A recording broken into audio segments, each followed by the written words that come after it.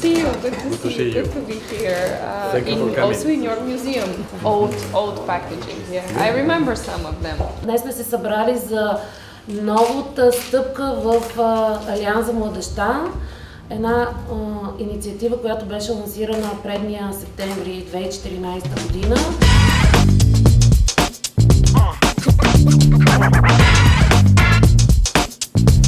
Много се радвам, че сте наши гости и се надявам да ви хареса разходката из производството.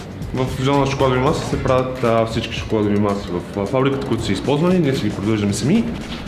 И за продукти на KitKat, за Мура, KitKat Popчок, бомбони, търлешки и шоколади Алзет. Да, може да колега как се произвеждат вафлените платки, вафлени кори, вафлени буксове, като тук долу са изложени продуктите.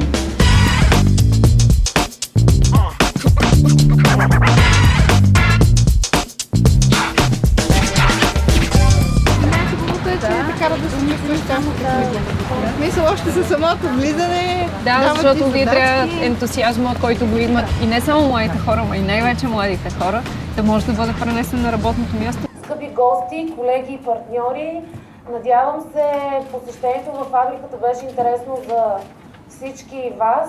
It's a big honor for us to have all of you here in this room today.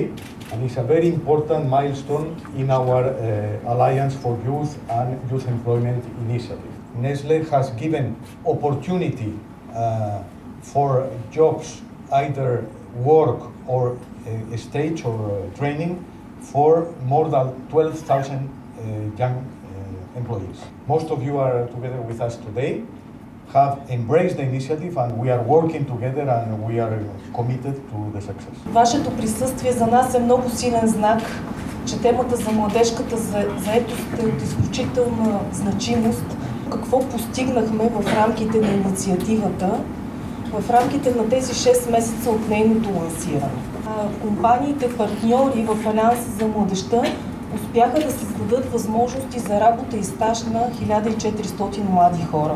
Като част от тази инициатива сме намерили работа и кариерно развитие на над 800 човека, млади хора. Ние провеждаме CV клиниките заедно с Nestlé. Какво правим ние по отношение на наемането? Може би най-голямото е съвместната инициатива с Nestlé Национална дни на кариерата, за което наистина благодаря.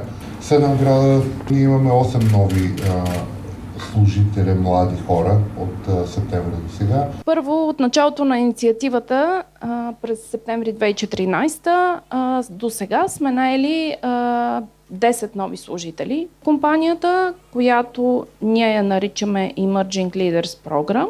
Искам да ви споделя, че от началото на септември, когато бяхме поканени да участваме, до момента са наети при нас 23 млади служители, които са на възраст до 29 години. Ние подсигуряваме бъдещето на младите хора, бъдещето на бизнеса в България. Сега бих искала да ви представя 3 млади човека. Това са Гергана Йорданова, стажант в технически отдел, Мартин Стоцев и Борислав Колиничев, стажанти в отдел иновация и реновация. Александра Дренска, стажант в маркетинг детско хранене. Стоян Неделчев, стажант снабдяване с директни материали. Който всъщност в момента прави втория си стаж в Nestlé и да го попитам какво му донесе този стаж. Запознах се с страхотни колеги, които са огромни професионалисти. Опитът е от решаващо значение при назначаването на хората на работа. Аз подкрепих инициативата още от самото начало, когато тя стартира в ВВ Швейцария. 98% от младите хора не са заинтересувани по никакъв начин да участват в извънкласни дейности. Вие давате пример на други млади хора, които не са се замисляли, че може да има такава възможност, да осъзнаят, че възможности има. Но трябва да бъдем проактивни. Как да имаме все по-активни млади хора? Стоиме твърдо и за тази инициатива като инвестиция в младите хора. Вероятно и всяка една инвестиция също в своето начало е в сърцето си има и младежки ентусиазъм.